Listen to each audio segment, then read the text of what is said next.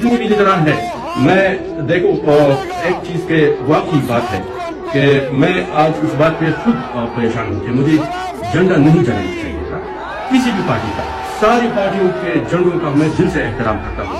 پتہ نہیں دیش نے ہمیں ذہنی طور پر کس کنڈیشن میں ڈالا کہ ہم سے یہ بھی کام ہو گیا.